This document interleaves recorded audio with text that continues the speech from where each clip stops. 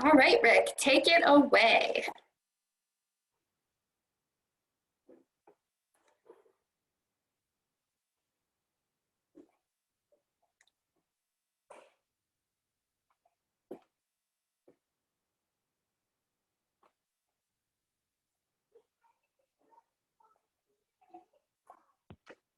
Helps when I turn my phone mute off. So I assume you can all see our website on the screen now. I just wanted to point you to a few different resources as to where you can find information about the Conservancy's trails. So the first drop-down menu on our website has different opportunities for you to find out places to go and things to do. So if you click on our hiking tab, there's all these different trail guides or maps for different properties that we have protected or manage ourselves, including the Sip Pond Penisula Trail at the Chamberlain Conservation Area in Fitzwilliam, which we'll be talking about. In addition to this page on our website, you can also find our trails on the Trail Finder website and Trail Finder app. And in this case, I gotta keep going west. Sorry about that. But here is the little dot for the Sip Pond Peninsula Trail, and you can click on it and get more information. And again, this is trailfinder.info. And there's an app for your smartphone for this website as well, if you want to use that. But there's all sorts of information associated, as well as some photos for the trail. And additionally, we have an all trails link for that app if you use that as well. So we're trying to get information about our hiking opportunities and our trails that the Conservancy manages in more places, so they're more accessible to you all at later dates. With that behind me, let's talk specifically about the Chamberlain Conservation Area. So this is a 77-acre parcel in Fitzwilliam, New Hampshire, just west of Route 12. The frontage is actually on Old Turnpike Road. You can see Old Turnpike Road in this aerial image here. Route 12 is up here through the gap. This water body to what would be the northwest is Sip Pond, and then you can also see Mount Monadnock and Gap Mountain in the background. So here's a basic map view. Again, we're looking at 77 acres. The round trip from the parking area to the tip of the peninsula and back is approximately 1.6 miles. But it's pretty much a flat railroad grade rail trail with some off trail improved accessible trail hiking, and then a little bit of a unimproved path to the tip of the peninsula. And you'll get a sense through this hike introduction of the differences of those trails. But here's the road frontage and the trail sign. So this is what you would be looking for as you're driving south down Old Turnpike Road to indicate to you to turn into the property. This property has a little interesting parking situation. So we decided to build a horseshoe parking lot. So there's an entry on the north end of this little copse of trees here, and then you drive around the corner and into, oops, wrong way. You drive around this corner and into the main parking area. And the purpose for developing the parking this way is to facilitate trailer parking. So allowing for snowmobilers or horseback riders to drive their vehicle with a trailer into the parking area, unload, and then load and drive straight out when they leave. That way, they're not backing trailers into the parking lot or backing trailers out into the road at the end of their visit. So at the back end or west end of the parking area is a gate that will be opened in the winter to allow snowmobile access. But during the off season or summertime, fairground season, it's closed. This gap between the log and the post for the gate is 36 inches, so it does allow for handicap access beyond the gate.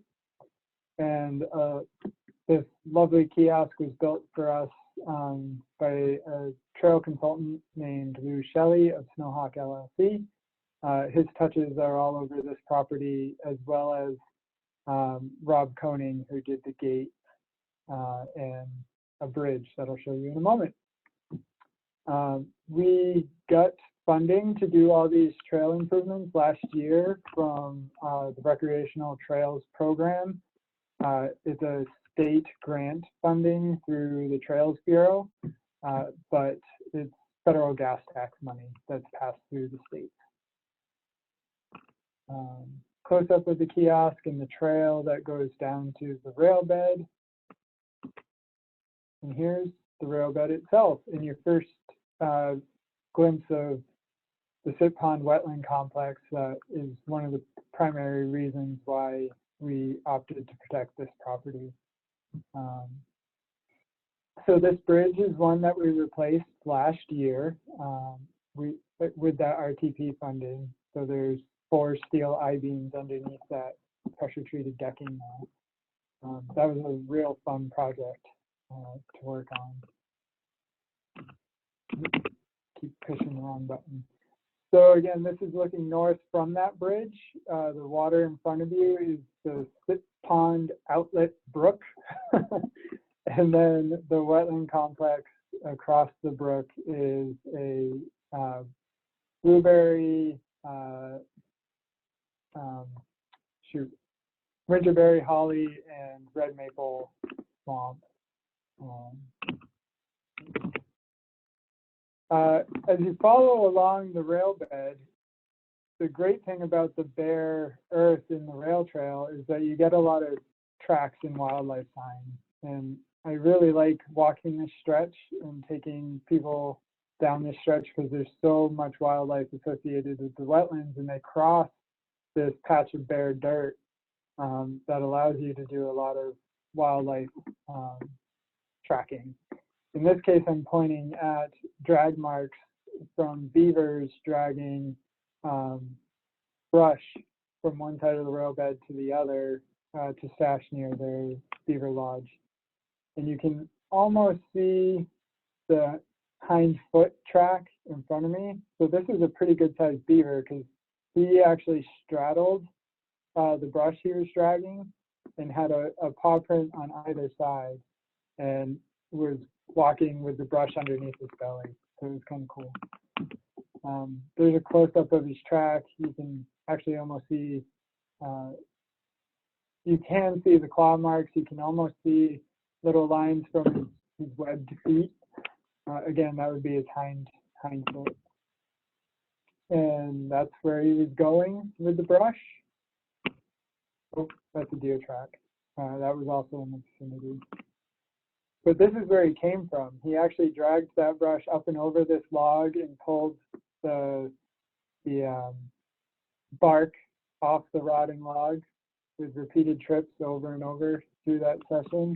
And then there's the stumps of the speckled alder that he was feeding on. And then there's another great big deep gouge mark from the brush that he was dragging. One of the best things about this stretch of rail trail is because it's nice and flat and you have views over this open wetland complex, you get some really great views of Mount Monadnock in the distance.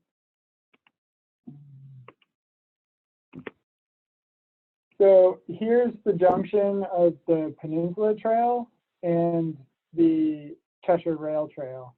Cheshire Rail Trail is where the woman is walking away from us, and the Sip Pond Penisula Trail is behind the gate. So we're going to take the right-hand turn. A little bit of history about the Cheshire Rail Trail is that this rail line was built in 1846 and carried both people and freight.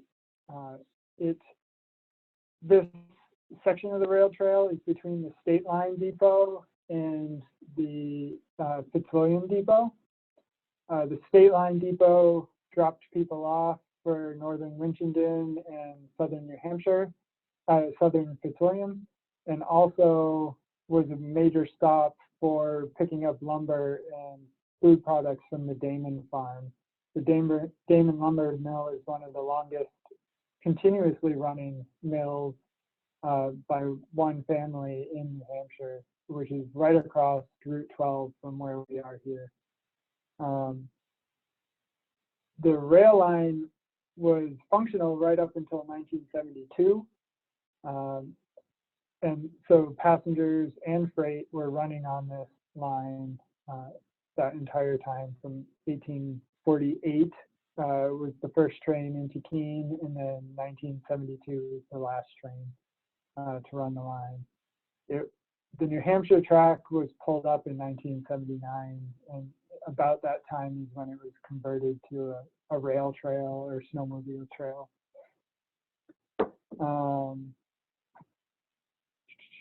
The interesting thing about the Sip Pond Peninsula Trail, backwards again, is that this was actually a spur of the rail line, and they would use hand carts to go from Sip Pond to the rail in order to pick up ice for the train to deliver to Boston for refrigeration in the late 18 and early 1900s. So we spent some time and money improving, restoring that rail spur. Along the way, this pine tree here got hit by lightning, and you can see the spiral scar down the trunk from the top down. And after the lightning strike, it must have gotten infested with ants, and since then pileated woodpeckers have come and excavated giant holes in the trunk. So it's a cool piece of natural history. You get multiple iterations of the history of this poor tree, but it's not very long for the world. Before we acquired the property, the prior landowner did a timber harvest. So right now we're starting to get some nice early successional regeneration of white pine, a little bit of red oak and hemlock, but the shrub component of high bush blueberry and leatherleaf and other species are coming into the understory, and it's really great bird habitat, especially in conjunction with the wetlands and the pond. It's a really nice, diverse piece of property for us. When you get to the end of the spur trail, where they used to remove the ice from the pond, is the foundation of the old ice cutter's cabin. So there used to be a group of men who would live on the cabin all winter long and cut blocks of ice out of the pond, bring them out and meet the train on the railed line, and those would go southeast to Boston. This is the view of the water and water access. I actually live not too far from here, so I do this hike quite a bit from the west to the east off of this ridge in the background. And we'll come down here and let our dogs swim, watch waterfowl, fish, other things like that. And this is also where the snowmobiles access the pond in the wintertime. We have a trail license agreement with the snowmobile club, to allow that access to occur. Here's another view across the wetland. You can see this bright orangey yellow, this golden color across the pond. Those are tamarack. There are deciduous not evergreen, but deciduous conifer. So every year they shed their needles and add a really vibrant golden color to some of the wetland fall foliage that we get. Contrasts quite well with the bright reds of the maples, but this year the maples drop their leaves really early, so you don't get that. So this is coming to the tip of the peninsula. Again, this is off of the improved trail. This is more of a path on native soils. It's a rocky peninsula. You get to see some outcrops of the bedrock here and there. At the very end, you get almost 360 degrees of view around the pond and the wetlands. And this is my coworker Katrina and her dog Goldie doing photography and taking advantage of those views. And Katrina and Goldie looking out across the pond at Mount Monadnock. The land directly across is owned by the town of Fitzwilliam. So all this wetland that you can, if you can see my cursor on the opposite bank, the town's ownership probably ends somewhere about in here, but there's a significant piece of frontage there that the town owns. Again, looking back from the peninsula, you get a view of the wetland east of the peninsula that we protected with this property. And then here again is a nice view from that peninsula of Monadnock. You can also see Gap. It doesn't show up well in this photograph, but you can see Monadnock and Gap Mountain at the same time from this point. I don't know why Monadnock looks so small in these pictures, because when you're there in person, it's like this, it is a looming mountain that you're looking at.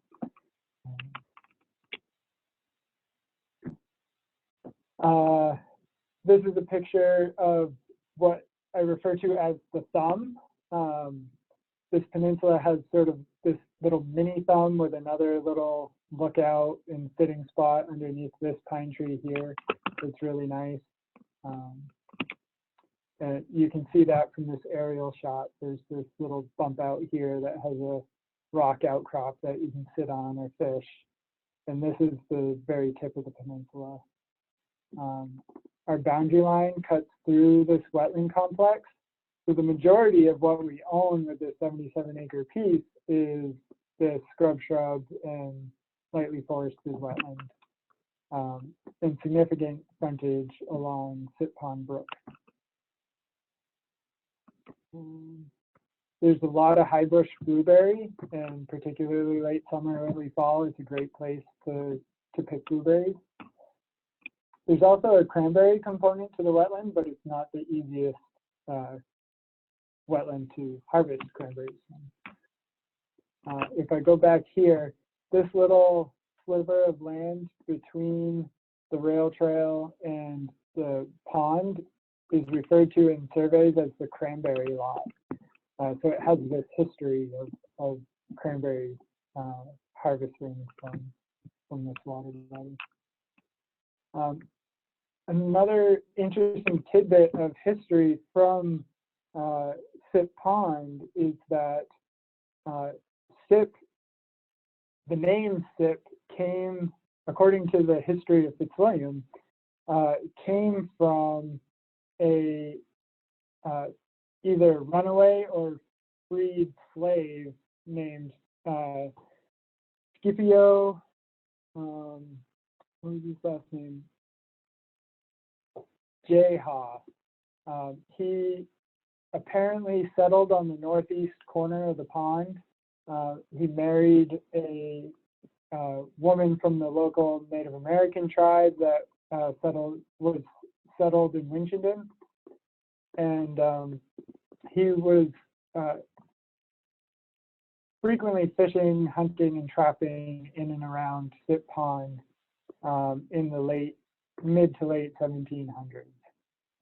He was denied entry into the Fitzwilliam militia in 1775 as part of the Revolutionary War, but he was apparently a colorful character in the community, and was hunting with other members of the community and fishing with them into the 1780s. So it's an interesting piece of information, and we don't have a lot of understanding of how he utilized the land, but it seems that he learned a lot from the Native American community in Winchendon and applied those tactics and trades to the land in and around Sip Pond, and that's how Sip Pond got its name. You can see it's a natural water body. All of this wetland is a bog mat. There's no man-made dam between the rail bed in the upper part of the photo to the south and the pond.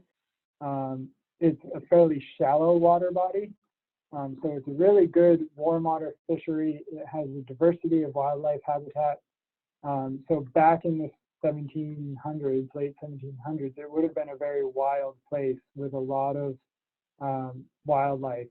And the Native Americans had a traditional history of camping on the transition of upland to wetland, particularly in situations like we have on Sip Pond, where the upland to the east here is a sandy gravel bar left over from glacial meltwater, and then it drops down into this boggy wetland situation. And that diversity of upland to wetland was a great sort of corridor for wildlife, and thus take advantage of it for hunting and trapping and fishing. So he was able to learn a lot from the family and community of his wife and apply that to survive up in Fitzwilliam.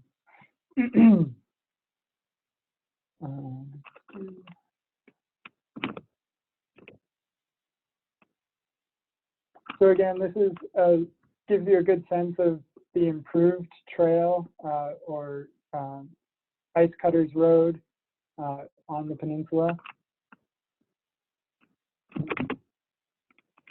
Along the trail, because of that forestry, we're starting to see some regeneration, a lot of thick brush. And in this case, what I'm showing in the photograph is a lot of beech regeneration. And the interesting thing about American beech is that it produces a nut which can lead to new trees growing, but the nuts are so prized by wildlife, all sorts of different wildlife from birds all the way up to bears, that very few American beech are generated from seed. Most of the time, what you see in the forest of small American beeches are stump sprouts or root sprouts coming from one individual. So 99% of the time, all of these little American beeches that you're seeing with the yellow and brown leaves here are genetically identical. They're essentially clones. So there's really no genetic diversity involved with that. And one of the things that we like to research in forestry is how to manage forests that have this beech component and have an abundance of deer to avoid a situation where you have essentially a monoculture of one individual of beech tree. Sorry for nerding out, but I really enjoy that. type of forestry forest study. This right here is our last flower of the year. Does anybody want to take a stab at what flower I'm photographing? Witch hazel? Yep. So that's a witch hazel plant. It's literally the last flowering plant that you'll observe in the woods, and it's really nice because all of the other leaves are gone. The leaves of the witch hazel plant have actually fallen off, but here are these little bright starbursts of yellow flower for us to enjoy in an otherwise stark time of year. Another view this is a view looking southeast, back the way we came along the rail trail. So you get a sense of how flat and straight and long and barrier-free this section of rail trail is. We'll actually be, we have more funding to improve the rail trail next year, and I'll talk a little bit more about that at the end of the presentation. Oops, keep going backwards. Here's some evidence of a yellow-bellied sapsucker on a piece of birch.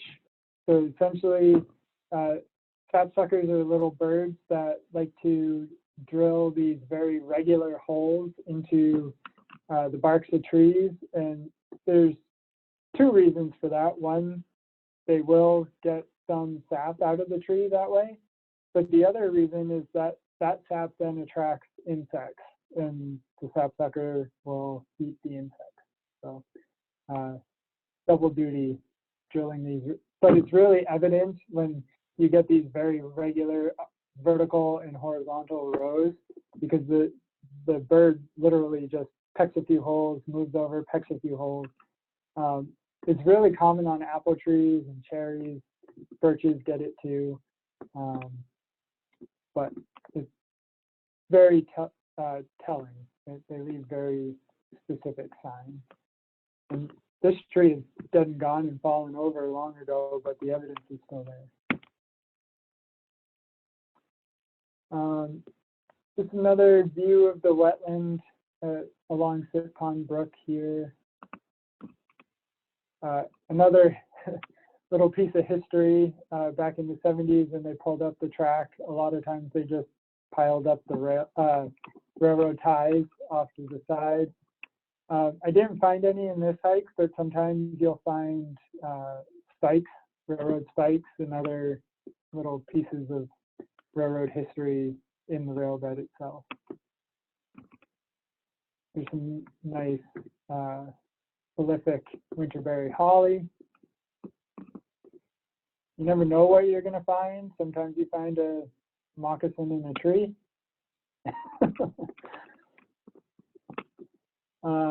Here's the Beaver Lodge underneath this red maple in the swamp.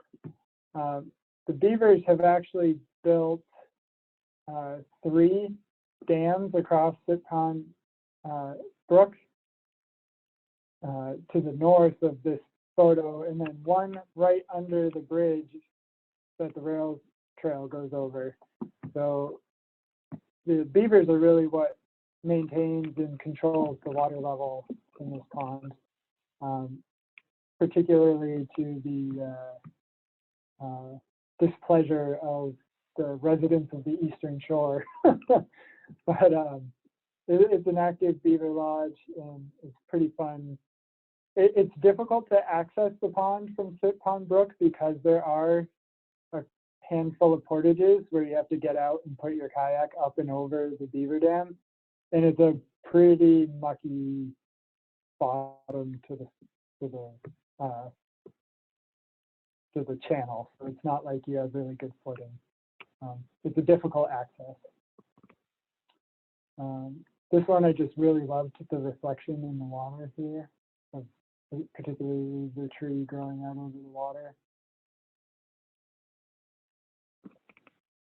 And then this is the trail back up to the parking area. So we get, interesting thing is we get some pretty good size aspen with this bright yellow foliage at the top. So that's usually an early successional species, that one of the first to come in after a timber harvest or microburst or forest fire. They're another species that suckers prolifically from the root system, but it's really important part of the forest for rough grouse, American woodcock, and a lot of other species that like thick early successional forest habitat. In this case, these ones have gotten fairly mature and fairly good size. So it adds a little diversity to the forest, adds a little diversity to the fall colors as well with that bright yellow foliage. This is a little disjointed, but when you come in the entry to the parking area, the road comes in between a copse of pine trees and a small field. And to the north of the field is this old cellar hole. This is the Anderson family cellar hole. And it's collapsed in the past few years, but they used to have these little built-in nooks into the cellar hole for cold storage underneath what would have been the first floor. This structure here in the center of the cellar hole would have been what supported the chimney, the central chimney in the home. The home burnt down, I don't know exactly when, but I was talking to the site work contractor who did the parking area and some of the other work for us. And he remembers the house being there. So I want to say the house burned down sometime in the 60s. Here's another interesting view of the property. This is the LiDAR, light detecting and ranging technology. You can find this online through New Hampshire Granite and UNH.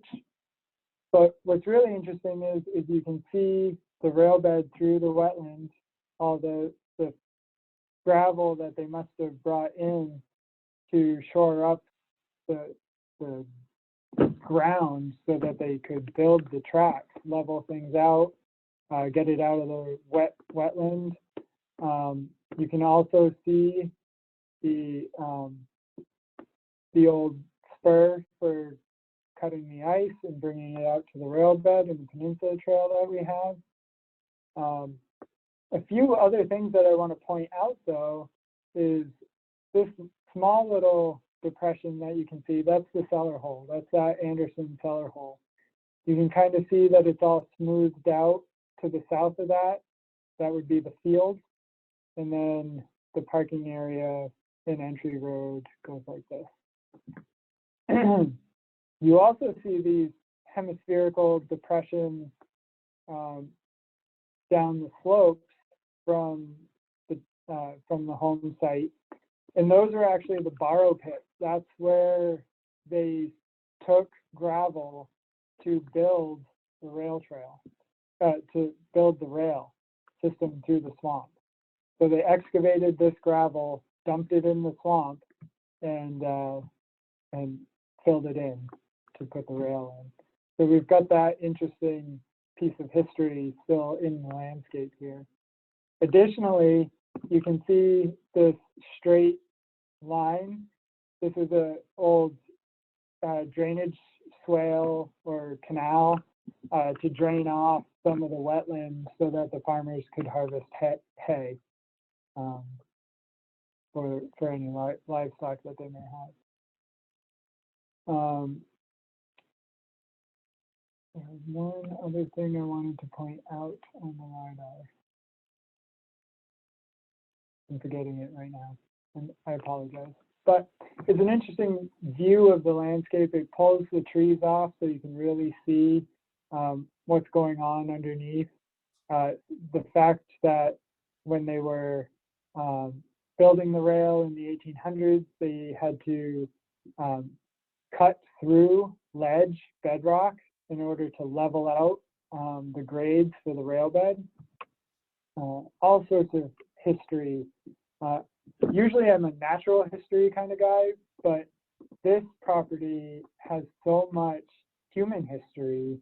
And you can probably go back even further than recorded history of, 1700s into the Native American uses of the wetland and upland complex in this area for hunting, fishing, and trapping. We're trying to learn more as we develop the resources, infrastructure on this property. When we did the trail improvements for the parking area and the access trail, all of the stumps that were removed, we placed them off to the side upside down and had a volunteer come and just check them over and make sure that there weren't any artifacts. Unfortunately, we didn't find any. Well, fortunately, because it probably would have shut down our project, but unfortunately, because it would have been really cool to have some artifacts and more history to tell with this property. And none of the topsoil or anything that we removed to make the parking area or access trail was removed from the property. We sort of made this earthen ramp off to the side, and everything's still retained on site so that if ever we needed to do some sort of historical inventory or review, that material still exists and isn't lost to us. Rick, I didn't want to interrupt you, but looking at that last map, it seems like that might be a good opportunity to answer a question we had in the chat box from Tim. It looks like he had two questions, wondering if the crushed stone that you added to the Sip Pond Trail was specifically done to be friendlier to wheelchairs and walkers, and if you could elaborate on that. And then if so, the follow-up to his question, I think he's wondering if there are plans being considered to maybe resurface part of the rail trail to make it more accessible from the parking lot to the Sip Pond Trail. Yeah, so the goal with the first phase of work was to improve the surfacing of the trail. So that Peninsula Trail had over time essentially compacted and or eroded so that it was cupped out and actually held water. So we brought in gravel, a gravel-based geotextile fabric, and then hard pack over that to restore the trail back to its original crown so it would shed water, but to also improve accessibility for other user type strollers, wheelchairs, etc. Next year, with the additional funding that we were awarded from the state, we will be working to resurface as much of the actual rail bed itself as possible. And so this to the east is Old Turnpike Road. To the west, this section of rail trail is bounded by Templeton Turnpike. And we have a little bit of work to do on a bridge to the west off of this map. And then the rest of the funding is all going into resurfacing the rail trail. So that'll be an exciting development next year. We might have a couple of culverts to do and a little bit more hard pack to touch up thin spots or swales or anything in the Peninsula Trail, but the majority of the funding is all going to improve the rail bed itself. Thank you, Rick. Yeah. That's my last slide, so I'm happy to go over any questions folks may have. Yeah, folks, feel free to unmute if you want to ask Rick a question, or if the chat feels more comfortable, we can watch that for a minute. Or if your dinner is calling you and you need to sign off, that's fine too.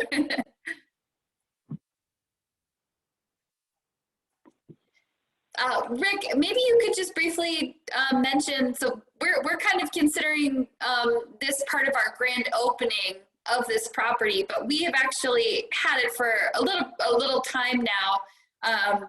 When did we officially acquire this property? Do you recall? It was 2017 that we actually acquired ownership of it. And we did a sort of some basic trail work on the peninsula, very minimal improvements. All of the work that we wanted to do is going to be fairly expensive, so we had to wait for funding through the state to come up. It's been great though. We partnered with the Fitzwilliam Conservation Commission and the Monadnock Snow Moles are the local snowmobile club, and they've signed on as with letters of support for our grant writing, and have been volunteering to help make the trail improvements, particularly the ConsCon, but also the snowmobile club. And in the exciting part is that because of work that Swansea's doing south of Keene and the work that we're doing down here in Fitzwilliam, there's actually starting to be a coordinated effort to fix the Cheshire Rail Trail from Keene to the Mass line with Southwest Region Planning Commission, us at the Conservancy, all of the towns and snowmobile clubs that are responsible for that section of trail. So it's really exciting to think that, you know, in the next, I don't know, 5, maybe 10 years, in that window, some sort of ballpark in there, we'll have an improved rail trail from the Mass line to Keene. Similar to what's the situation on the Ashwillet Rail Trail from Keene down to Winchester. So look forward to hearing more about that in the coming years. But this piece will be done 2021. We'll get it all resurfaced from Old Turnpike Road to Templeton Turnpike, and that's about 2-mile section. So yeah, it's one of our, the other part of it that I like, that it adds to the diversity of our land management portfolio, is the fact that, you know, it welcomes other user groups. It's a gateway for folks to access the rail trail for snowmobiling, for horseback riding. Now that there's this U-shaped parking area, it really facilitates allowing folks to access the Cheshire branch, where there's not a lot of other parking areas like that for this section. And then the other part of it is the public access to the pond. There's no boat launch, there's no car top launch or anything like that for the public to access Sip Pond. It's still difficult. You still have to hike out there. If you wanted to bring out a canoe or a kayak, you'd have to dolly it a long way to get there. But at least there is now a piece of property that is publicly accessible, that you'll be able to use to swim, paddle, or whatever out on Sip Pond. Great. And Rick, there was another question from Judy wondering if it's possible to hike further along the rail trail past the Sip Pond Trail. Yeah. So the rail trail is open. This section of rail is actually owned by New Hampshire DOT and managed by the Trails Bureau. And it's perfectly hikeable. I wouldn't say it's accessible. There's rocks and boulders and other things that are kind of sticking out. But hopefully by the end of 2021, that 2-mile section from Old Turnpike Road to Templeton will be accessible. You can, so again, from our parking area, you can hike from there to downtown Keene on the Cheshire Rail Trail. It goes to the Fitzwilliam Depot and then Rockwood Pond, downtown Troy, the Troy Village or Troy Depot, and then follows Route 12, kind of parallels Route 12 up through Marlborough and into Keene. Before the pandemic, I used to bike from home to Keene on the rail trail on my mountain bike. How long did that take you? Longer at the beginning of the year than the end of the year. It depends on how rugged I was feeling. It could take anywhere from, I don't know, an hour to 45 minutes, I think. About how many miles would that be, Rick? How many miles, probably? I don't remember off the top of my head. Okay. It's a pretty straight shot, so I think it's something like 7 or 8 miles, but I'm not sure. And you know, I had a pack with all my food for the day and water and clean clothes because I'd have to shower when I got to work. But it was fun, but I don't get to come into the office as much anymore. So I haven't had to do that. Well, are there any more questions out there? Not hearing any. Rick, thank you very much for sharing all of your both natural history knowledge and regular history. I for sure learned quite a number of things listening to you tonight. I hope others did as well. And that concludes today's program, unless anyone has one more burning question. Well, thank you all for watching. I hope you all actually get out there in person. Yes, go visit as soon as you can. Thanks so much, Rick and Lindsay. Well, thank you for being with us tonight. Have a happy Thanksgiving to everyone.